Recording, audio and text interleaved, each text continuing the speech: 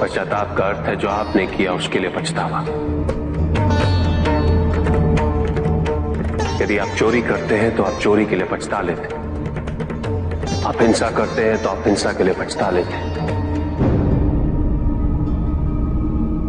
आपको दोष अपने दुष्कृत्य में अवश्य दिखता है, किंतु अपने आप में नहीं।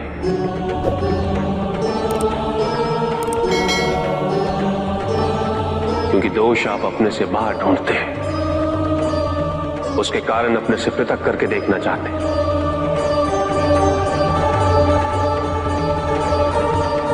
यदि आप ऐसा नहीं करेंगे तो अपने अहम को, अपने अहंकार को सुरक्षित कैसे रख पाएंगे? और इसके लिए सबसे सरल माध्यम बन जाता है पश्चाताप। तपस्या तो सभी करते हैं, किंतु केवल अपने स्वार्थ। कोई भी ईश्वर को प्राप्त करने के लिए तपस्या नहीं करता।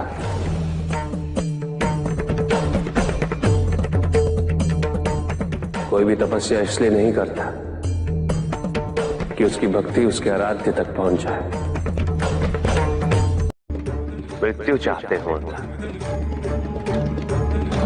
मुक्ति चाहते हैं, किंतु मृत्यु से मुक्ति प्राप्त नहीं होती। ना ही मृत्यु जीवन का अंत होती। सृष्टि ही जीवन, प्रकाश ही जीवन। और यदि जब हम नेत्र खोले और हमें प्रकाश की अनुभूति ना हो, तो इसका यह अर्थ नहीं कि प्रकाश कहीं नहीं। प्रकाश है।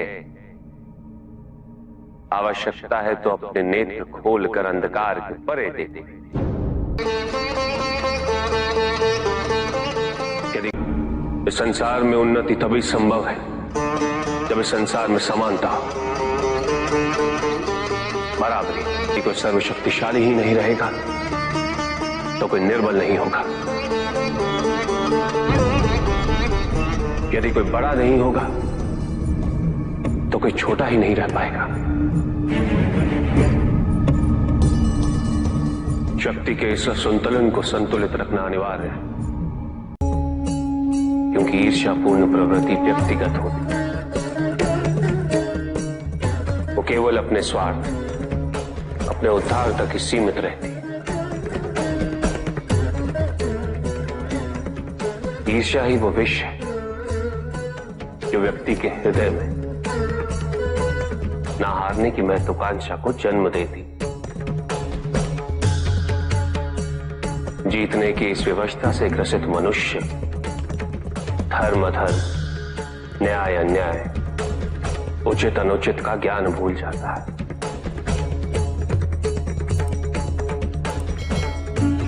संवेदना, करुणा भूल जाता है। उसे स्मरण रहता है तो केवल जीतना,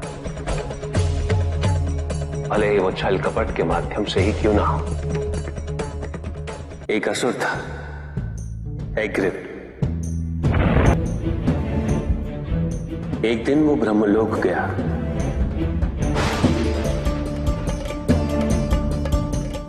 और बड़ी चालाकी से उसने ब्रह्मदेव से चारों वेद प्राप्त कर लिए।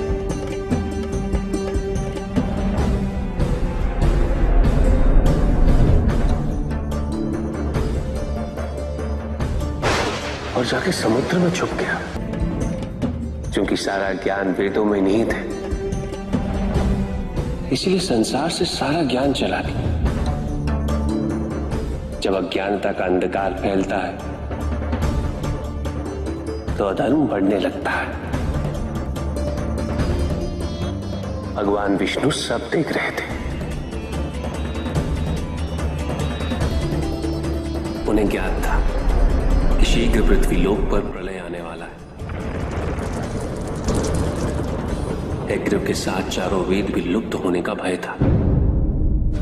ब्रह्मदेव सृजन करता है।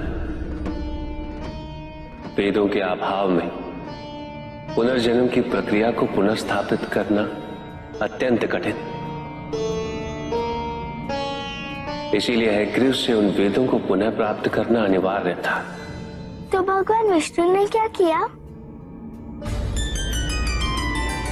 भगवान विष्णु ने एक मत्स्य रूप धारण किया। वो एक मछली बने और नदी में उतरे। राजा सत्यव्रत स्नान कर रहे थे। एक छोटी सी मछली उनके हाथ में आ गई। इतनी छोटी मछली? भगवान विष्णु? हाँ, राजा सत्यव्रत उस मछली को जल में छोड़ने जा ही रहे थे कि उस मछली ने बड़ी मछलियों का भय जताते हुए उनसे विनती की। उनसे कहा कि वो उसे अपने साथ ले चले।